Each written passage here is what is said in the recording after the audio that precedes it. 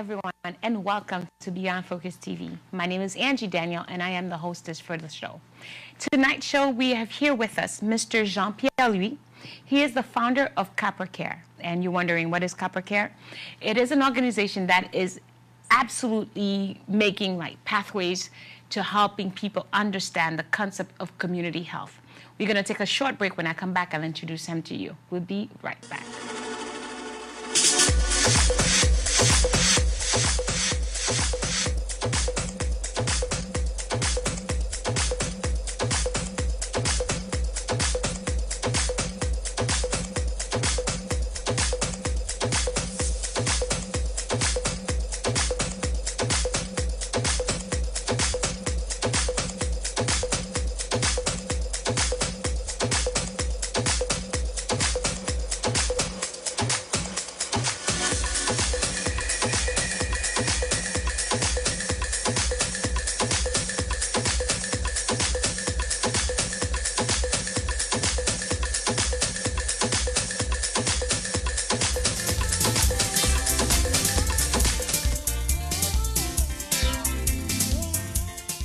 And welcome back to Beyond Focus TV. Earlier, I did tell you I was going to introduce to you Mr. Jean-Pierre Louis. He is the founder of Capra. Welcome, sir. Thank you very much, Angie. I appreciate it. Anytime. Anytime. You know, usually when I start the show, I like for people to introduce themselves to the community, let them know who they are, what you do, and then we'll take it from there. Okay. Well, as you mentioned, I am the founder and CEO of Capra. It's a community school health program that we have started in April 2009 in Haiti. We're currently providing services to over 20,000 people in the community, but specifically 2,000 students within our 6 partner schools in Fonfred. Capra is located in Okai, and Okai is the city, and Fonfred is the rural countryside where we actually providing services to our constituent in the community. Okay. I just wanted to briefly, you tell us a little bit about the person. Yeah. I mean, it's interesting that you running this huge organization. I just want people to, understand the creator of this services. So. Well, as you can tell, I was born in Haiti. Okay. I still have the accent. We all do. I left Haiti when I was about 9 years old. Okay. The schools we actually now providing services are a school that I actually went to when I was a young kid. Or when you were younger, you attended that school? Yes. Okay. One of the reasons for founding Capra in Haiti is because a lot of school injuries that other students used to suffer, I used to suffer as well, even now. Okay. So those are the things that can basically built me.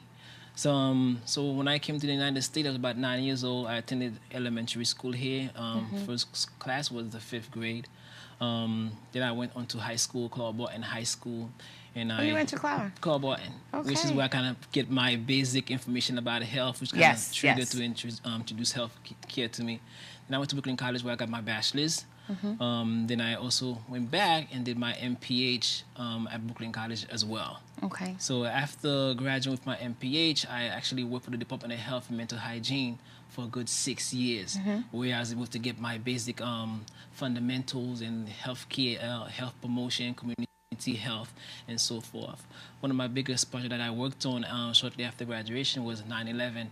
When September 11 happened, I used to work on Lower Manhattan, right down Lafayette Street, not too far from the World Trade. Okay. I worked on a project that basically brought health information into the Lower Manhattan area, because, as you know, a lot of people did not have access to services, they couldn't get services and so forth. So that was one of my biggest projects. Okay. From that point on, I worked on a Take Care New York initiative, which was New York City's health initiative. Yeah, I remember that. Where they actually create district public health offices in different boroughs of New York City, which was another excellent program where I got to get more chance to kind of know about health promotion, promoting health in the community, and so forth. From that point on, after working with the DOH for about 6 years, I worked at Montefiore Medical Center, which is a school health program, where I used to oversee about 6 high schools at 2 different locations in the Bronx, providing access to healthcare to about 4,500 students within the schools. Okay. So as you can tell, I've actually used those kind of experiences to kind of build who I am now. I'm currently the program manager for ASC NYC, which is a community-based organization providing access to care to people who are HIV positive or infected with HIV. Okay. So I oversee about 5 different programs when it comes to health promotions. I love this. I just wanted to, I'm waiting to, like, I'm trying to create the link to how did you become like the person, you know, that created this organization? What is your mission within this organization? Like, I could see the link. I'm waiting for it. Yeah. Well, our mission is basically this, to be able to provide comprehensive health care to the people of Fonfred, to the people of Haiti. Okay. Right now, Capra Care is in Fonfred, where we have over 20,000 community residents that needs our services. Okay. Our goal is, I'm sure we'll discuss more about it, is to expand beyond Fonfred, but to different areas toward Haiti. Okay. So my goal is to be able to help, bring that resources that the community desperately needs to be able to have comprehensive health services. So when a child like myself, like when I used to be a child, used to have, I'm like, I'm a child like yourself. But like when a Yes, kid I right now understand. is still suffering injuries at school site, those things won't happen anymore. A child can actually have access to a nurse on school site. Yes. They don't have to go all the way to the city for city 30 minutes, to just try get to get simple care. Simple care. Simple, yes. So simple that's care. that's that ultimate vision, to be able to keep doing those type of things. So But at would the you same say your reason for creating Capra Care was based on your life in Haiti, Yes. your experience here, and to see what the country in itself is in need of? Yes. And then you use that to the advantage of. Definitely. Okay. Definitely. I have a question for you about that. Understanding what is available to us in America and seeing Haiti at its standpoint right now, how much of an effort do you think is needed to get the basic, for example, Fonfret, the basic need of what's available to us, the basic? It's a lot. When I look at the overall picture of how much we have here, Yes. even though Haiti needs a lot of stuff, but if they when they get a little bit, they're able to maximize on that. Yes. So it's things that we take for granted here, like basic access to clean water. It's some things that the community definitely needs. Yes. To have simple injuries and not having like even a Band-Aid to be able to to patch up the basic injury. Those things are like things that we take for granted here that Fonfred don't have. They don't have a local pharmacy. They don't have a local hospital. They don't have a local clinics. But we have a lot of those things over here. So if we can actually get some of those basic needs there, it can definitely go a long way. Okay, can you elaborate for my community or for people to understand how you bypass the let me patch it up for you, but instead you want to create a community school to teach people? Yeah. Elaborate on that. Well, empowerment is a beautiful thing. Isn't it? But it goes a long way. Capra Care does not do mission trips where we go for 1 week, for 2 weeks. We have been building a core of community health workers for the past 3 years. Okay. So these are the people from the community themselves who are now providing the services. Okay. These are people that actually went to college, went to high school, have some skill set, but never got a chance to be able to apply it. So we have been doing trips to Haiti 3 times a year, where every time that we go, we train. We train the folks. We show them how to do the first aid. We provide the medication. We provide the resource. We provide the materials. Empower them with the skill set, so therefore they are the one who's actually doing the work themselves. We just serve to provide the technical assistance and bring the resources that they need to be able to provide this kind of service ongoingly and not just for short term. Exactly. Yeah. I was on your website and reading part of the things that you guys believe in is prevention. Yes. My question for you is, you know what? Before I get into my question, we're going to take a short break because I want you to be able to answer to what I wanted to ask you. So it's time for us to take a break. We're going to take a short break. We'll be right back. Hope to see you when I come back.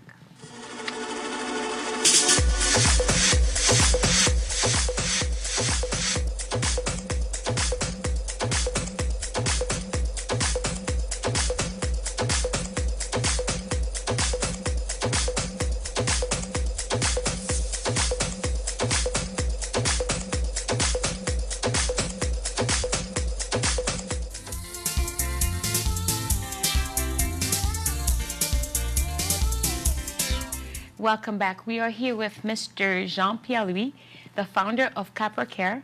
He has an organization that goes to Haiti and teach people how to take care of themselves, not just providing health services, but you're teaching them, you're helping them grow. Before we took a break, I had a question for you. Sure. One of the things that we know you guys do a lot of is prevention. Yes. Right now we have a crisis in Haiti where hunger bypasses everything, right? Yeah. How do you still keep people in the mindset of HIV prevention? Well, right now we have actually a group of HIV support group that we actually do once a month. Okay. Where we have 15 women who are HIV positive, who are actually doing being trained in HIV prevention, everything from sexuality to self-esteem that we have for them. Because right now, as you know, when someone is affected with HIV, it's a stigma. It's a stigma, especially in Haiti. There's a big stigma. Yes. So having that actually support system is basically not existent. Yes. So what we did was we've identified people within the community who are forthcoming or who may be shy about participating in a group like this. We get to talk to them, and we get one of the peer educators who's now able to actually facilitate this support with them. Where they have that kind of support system. So now, not only do we have the support group, we also partner with the city hospital as well. To, and even they do get sick or they need medication, how can they get that kind of access? So it's by starting with that kind of small step, we able to empower their self-esteem, and make them understand more about HIV and prevention. That they can still have a normal life. And for Capra Care to provide them with the support, we link them with the care with the hospital in the city. So by building this kind of collaborative relationship and partnership, we're able to provide more of the support that they actually need.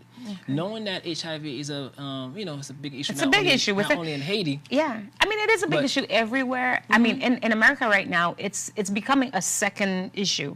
Like we talk about cancer as like the #1 killer. That's all everybody's talking about. But we stopped talking about the prevention ways, like getting our youth to understand, like HIV is still there. I mean it's not killing us the way it used to, because we have learned, we have medication that will give you that 20 years life support. You can live a better life. But yet we still need to prevent. And I know in Haiti, like community-based services is not available in terms of prevention. We're not doing that. We're not doing a whole lot, because right now we have what we would call a bigger crisis. You understand? And I know you guys do a lot of prevention work. We do. Last year, we distributed over 15,000 condoms to people within the community. We don't only do prevention with with the adults, but we do it with the younger children as well. So we start teaching about HIV at a very young age, sexuality, but at a very young age.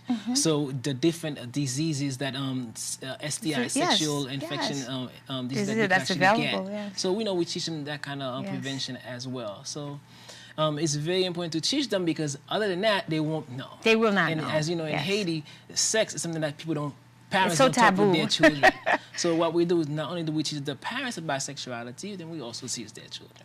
So it's one way that we're trying to prevent infection of HIV to spread throughout the countryside, but also throughout Fonfred and empower the community. It's one of the things that I think we, like personally for me, we can never stop talking about. It's not enough, like just the small talk. I know you guys do a big thing for HIV Day. A little bit. Well, World AIDS Day. World AIDS Day, So every December 1st, there's World AIDS Day. Capra Care is the first organization, or the only organization that actually does that kind of prevention every December 1st. What we do on December 1st, we do a lot of education. We do education, we do skits. So not only do we do education with the parents or people throughout the community on that day, we also train the children within our youth program to actually do skits that would entertain, but also teach other people about prevention on that day as well. So every December 1st, we do workshop, we do skits on HIV prevention. So World AIDS Day is celebrated in Fonfred. For the past 3 years, we have been doing that.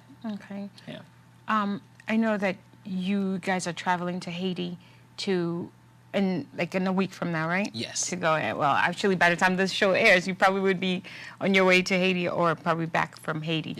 But you were working with colleges from here. Yes. And in terms of like a school in Haiti. Can Yes. you tell the community a little bit about, like, to me that I'm so psyched about that. Like, Sure. tell us a little bit about Well, that. as you may not know, CUNY, City University of New York, the Chancellor Matthew Goldstein, shortly after the Haiti earthquake, had created a Haiti Initiative program. It's basically creating different partnership with 4 regional universities throughout Haiti. There's one in Gonaïve, there's one in Jacmel. Can you say this a little bit slower so people can? Sure. Because I really want people to understand how, you know, we're not getting just like the prevention health. Yeah. Like, we're not getting just the medication. Sure. But there's like a bigger picture here, so people will understand what it is that even New York City College, you know, is doing here. Well, because I sit on the Chancellor's Haiti Initiative, one of the area I particularly focus on is community health. Yes. One of the area the program focuses on is community health. So they have partnered with 4 universities throughout Haiti. One is? Gonaïve, another one is Jacmel, Okay. one is Okap, and Okai. Okay. Because Okai is my hometown and where Capra is, and because we have focus on community health, one of their area within the Haiti Initiative is community health. So I'm actually part of the group now that's helping to develop this community health program through CUNY in their collaboration with University of Okai to create a 2-year degree where you'll have folks, Awesome. you know, that will basically become empowered to have a level of education at least at the level of an associate degree, like they have now within the community colleges. Yes. So, you know, it will be in community health where folks will learn about, you know, prevention. They'll learn about the different, what is HIV, diabetes, also even like basic first aid. Yes. Basic emergency management. So I will be part of the team there doing 2 weeks training with those folks. This is right now it's at the pilot phases, and then from that point on they will implement the program within the university to provide folks with more of an opportunity to be, again, empowered. Empowered, okay. I mean, think about it, like one of the things that we take for granted here, you know, is healthcare. Yeah. And like you said, the basic thing for us, like you mentioned the Band-Aid, we take that for granted. It might not be available to the next person. It just goes back to education in itself. Yeah. If you know what's available to you, you know how to prevent certain things, you know how to change lives, you will use that for your community and empower that community to become a bigger or a better community in terms of like creating a situation. I know Haiti's in a whole lot of needs. One of the things I want to come back and talk to you is, we're going to take a break. When I come back, we're going to talk about is what it entails. What do you think it's going to take for us to make Haiti a better place? We're going to take a short break. We'll be right back.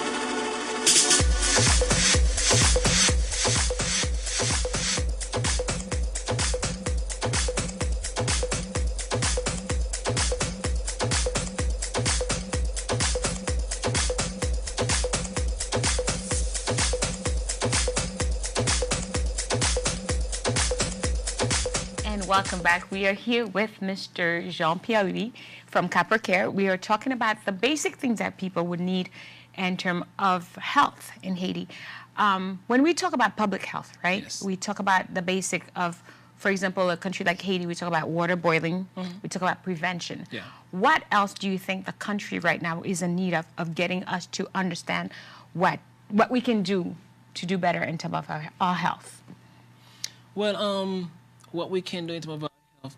Well, right now, the basic thing that the people need are jobs. Okay. So we figure, you know, if we can help them to be able to get some of the technical support, some of the, you know, materials that they actually need to be able to do their own work, we can create opportunities for jobs.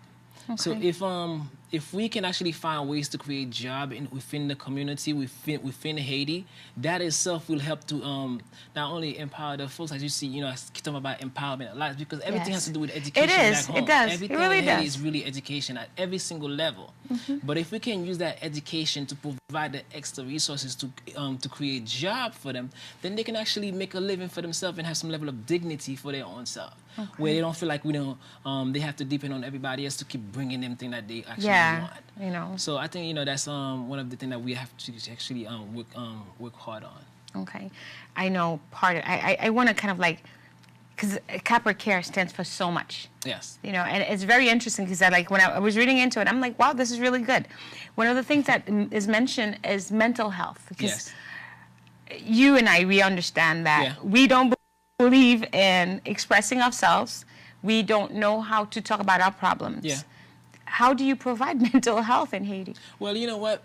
Haitians have been practicing mental health for quite a long time. Okay, tell me they how. They just don't talk about it. Yes. Mental health is very important. Yes. I'm one who does believe without mental health, there is no health. The reason why we actually created mental health, component of mental health in our program is my own grandmother had 6 children. Okay. And the first 6 children died.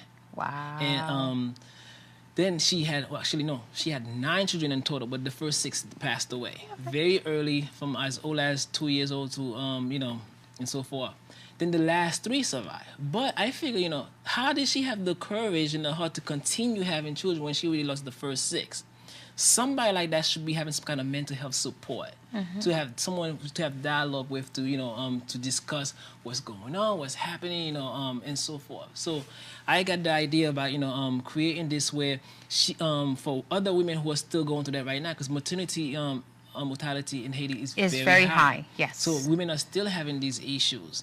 So by creating us, bringing people who are health professionals, who are Haitian, who understand counseling, who can now train even our staff in providing basic psychological first aid, basic counseling. They can actually have a support group where they can continue to talk about their own issue, and that itself is a counseling that goes along with mental health. Okay. What we actually do beyond that is having them to understand how they've been using their own resources as like the church for support. So we know Haiti doesn't have a whole lot of psychologists or therapy. Not because they don't have it, because I think, like, culturally speaking, we don't believe in that. Because what it is like they always think, well, if I have to talk to somebody about my crazy. issues, that means I'm crazy. I think when the earthquake happened, it shows for like, oh no, you're not crazy. This is actually normal. Yes. So our relief for the Haiti earthquake was to immediately put together a mental health team. We went to Haiti 3 weeks after the earthquake and trained and had support group and educate folks about mental health. We had like a psychologist that was with us, where we created a small group for those folks who had families in Port-au-Prince who were still grieving, and those who actually came back home because they couldn't stay in Port-au-Prince, who was traumatized. Exactly. From that point on, we have been able to continue creating the support group for mental health, where they have the basic counseling, where they can do one-on-one, or the group support groups to actually come together and talk about some of their issues and understand that when you're going through something, you need somebody to talk to. Yeah. So it's very, very, very important. I mean, I would say like community basis, like for us, I think we do talk about it. We just talk about it in a different way. Yeah. And we don't talk about it to a professional. We'll talk about it in like so many different ways, and instead of talking to someone who will make a difference. Yeah. You understand? Yeah. So it's like when I saw that, I'm thinking like, wow, this is interesting, because I know people are in need of having someone to listen, someone who understands and not judge. Yeah. Because we have a lot of issues that we need to deal with, than not having a person that judges you, or it's not a family member, just to speak about the basic things that you need. My next question for you is, what is in the future for Capra Care? Interestingly, because well, in the future for us right now is to continue to build our own capacity to be able to bring more resources to the community. Our goal is to basically employ folks within the community to have jobs. Okay. So are you employing anybody right now? Right now, we have 20. Oh, we have really we cool. have a core of 20 staff in Haiti. Okay. They're not actually receiving a salary, but our board of directors and folks who have been supporting our program have been able to provide enough support where we create a small stipend system. Okay. So on a monthly basis, they're able to get a small stipend to support some of their basic needs as they continue to provide services to our throughout the program. So that's the first level. Okay. We hope as we expand and build the capacity of infrastructure of our program, we'll partner with more schools toward Haiti and implement Capra Care in their area. Okay. So if anybody would like to volunteer with Capra Care, I know that you guys take, at least you say, 3 trips in Haiti. Yes. And is there like a board, or how do you become a member, or how do you volunteer? It's very simple. Someone could go on our website, which is Capra Care. I think you should say that a little bit slower. www.capracare.org. We also on Facebook. It's Facebook/Capra Care. They can also send us an email at info@capracare.org and send us a resume. Let us know that they are interested in volunteering with us. Part of our trip always entail training, professional development training, public health training, mental health training. So anyone who falls within those areas, and when it comes to like actually helping out, whatever your professional is, if you can do a training around what you do, you can also empower the community. So when it comes to professional development, even something like time management, basic life skills, we've done that. So those are things that somebody can always bring. We have a youth program where we do arts and craft with the kids, to be very creative. So children love that kind of stuff. So there's a lot of ways people can always contribute to us. And we are school health. We do a lot of school health interventions. So people who wants to donate can also do in-kind donation as well. Book bags, kids always need that. Pen, they always need that. Books, they always need those type of things. So we can always send those ahead of time for children before the school year opens. I mean, there's a whole lot. For me, I think when I went onto your website, part of what I saw and I thought, like, you guys are making such a difference is, I think the idea of teaching people. Like we've talked about, like prevention. One way to prevent is to teach people how to wash their hands. Another thing that we had in Haiti when we had the whole earthquake thing was boiling water. Like it changed a whole lot. Like it changed, like it made a difference in terms of like what type of water you're drinking. Like letting people understand that if you, instead of having food out, like without no ice, you need to wash your hands. You need to do this. You need to prevent. Prevention works. Prevention saves lives. You understand? And you guys are doing a really good job. Look at it this way. In October 2010, Haiti was impacted by the whole cholera outbreak. And a lot of people were very fearful about that. Capra Care's first response was to educate about, hand washing. Very basic public health fundamentals that people sometimes take for granted. And we also provide them with water purification tablets, how to boil the water, but how also to use the water purification. And those things are ways that people can support our program to provide those kind of services. Well, thank you so much, Mr. Thank you for coming, Mr. Piali. Thank you very much. It is the end of our show, and then I personally think you're doing a wonderful job. Thank you. Keep up the good work. Thank you. And thank you for coming. Thank you so much for having me. This is the end of our show. I hope to see you next Tuesday, same place, same time. I'll see you then. Bye-bye.